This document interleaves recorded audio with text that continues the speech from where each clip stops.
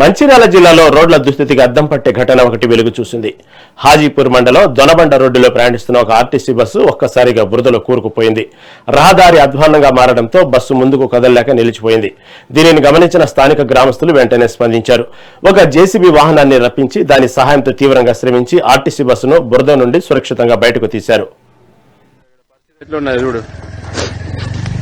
School పిల్లలు stuck అయిన వాళ్ళే స్కూల్ పిల్లలు ఇక్కడ దొనమండ పోవాలి. ఇది గవర్నమెంట్ స్కూల్ కి వేసిన బస్సు, ఇది ఓన్లీ స్కూల్ పిల్లల కోసం. ఇక్కడ నుంచి వెళ్ళి దొనమండ స్కూల్ 3 కిలోమీటర్ ఉంటది. ఆ 3 కిలోమీటర్ ఇక్కడ నుంచి నడుచుకుంటా వేరు పిల్లలు డైరెక్ట్. ఇది ఇక్కడ స్టక్ అయింది. ఈ చిన్న వర్షానికే ఇంత ఘోరమైంది.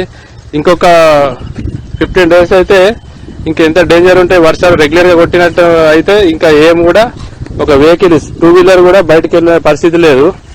ఇది కోటి ఎంతో అన్నారు. 1,80 లక్షలు 70 లక్షల కాంట్రాక్ట్ అటు. ఇది చూడు పరిస్థితి ఎట్లుందో. ఇది కాంట్రాక్టర్ లేడు, ఇక్కడ ఎవరు లేరు. బస్సు 2 గంటలకు ఎక్కువ అవుతుంది. ఇది